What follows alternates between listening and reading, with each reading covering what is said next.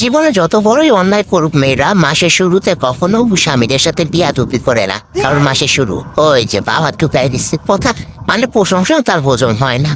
যাক, আমার বজ্জাত বেটা আজকে আমাকে ঘুরতে নিয়ে যাবে, কারণ আজকে আমি রাগ করেছিলাম।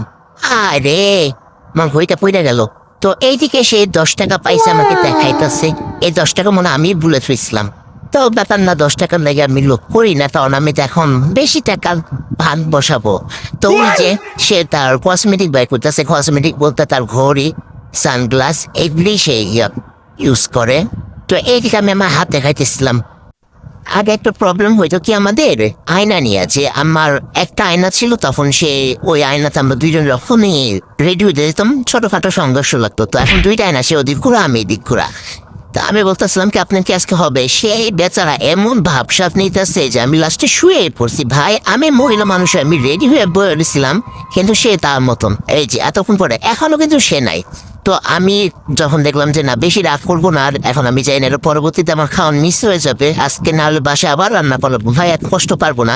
দরজা টরজা লাগাইছি, তারপর মনে পড়ছে হ্যাঁ আমি আমার ব্যাগ নিয়ে নিই, যত বেশি হোক ব্যাগে টাকা পয়সা নাই বা দিতে পারি, কিন্তু রেস্টুরেন্ট থেকে আর টিস্যুগুলিকে চুরি করে আনতে পারবো, তাই না? তো সেই কথা মাথায় রেখে ব্যাগটা নিয়ে আবার দৌড়ায় বাইর হয়েছি। তো মেয়েদের জীবনের স্ট্রাগলের শেষ নেই। এই যে এত কষ্ট করে বাইটের হয়ে দেখে হ্যাঁ আমি জুতা মুতা কিছুই বাইর করিনি, আমার বাহিরে যাওয়ার জুতা। এখন আমি পুরো মেন গেট লাগাই গেছি। তো আমি দৌড়ে আহার বাসায় গেছি, যাই এখানে যাই দেখে আফাও নাই। তো আমার বাগনির তো বাইরে ছিল, সেটাই পড়ছি। পড়ার পরে দেখে এটা চিরা, পরে আবার আপার পুরান জোড়া ছিল, এরম করে আটা ধরছি। ভাই এত করে মার দরকার নাই, খাইতে পারলে হয়ে যায়। তো যখন আমরা অটো পাইছি তখন রাত 8:30 বাজে। ভাই 8:30 কি বা ঘুরবো, কি বা খাবো? তো আমি ভাবতেছিলাম কি আর করার। এখন এই অটো আবার এখান মাঝখানে এত সুন্দর একটা জায়গা, মানে এত ঘিরানাল একটা জায়গাতে দাঁড়া পরে আসলো। ভাই জঘন্য বমে আসতেছিল, ময়লার টানকি ছিল পাশে। তো এখানে দাঁড়া করে কোনো রকম আল্লাহর নাম নিয়ে আমরা চলে যাই হেমায়তপুরে। তো এদিকে সে বলে এই আমাকে একটু দেখাও।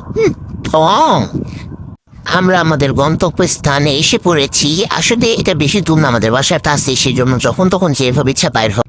আরে না না, কেউ বায়ুত্যাগ করে নেয়। আসল কথা হলো কি, আমার মুখের লিপস্টিক এখনো মেকআপ ছিল না, সেই জন্য আমি একটু লজ্জা ফিল করতেছিলাম। ব্যাপার না। তো এখন সে তার মতন অর্ডার দিয়ে দিচ্ছে, আর আমি ঝিমাইতেছি যে আল্লাহ কি করি, কি আর লেগে সাইজে বুঝাইলাম না, তাই তো সুন্দর সুন্দর ছবি তুলতে পারতাম। তো এদিকে আমার খাবার এসে গেছে। ভাই আমি না এটা দেখি অনেক খুশি যে আচ্ছা ঠিক আছে, আমি সারাদিন যেহেতু কিছু খাই না, মনে হয় অনেক কিছু খেতে পারবো আজকে। ইচ্ছা মতন আমি আমার বচ্চত ব্যাটার পকেটটা খালি করতে পারবো। কিন্তু দুর্ভাগ্য হলো এটাই সত্যি, আমি এগুলি খাইতে পারিনি, আমি শেষই করতে পারিনি, লাস্টে নষ্ট করে খেয়ে আসা লাগছে। আর ওই যে ফেসবুক বা ইউটিউবে দেখি না, মানুষ গপ গপ করে অনেক কিছু কেমনি করে খায়।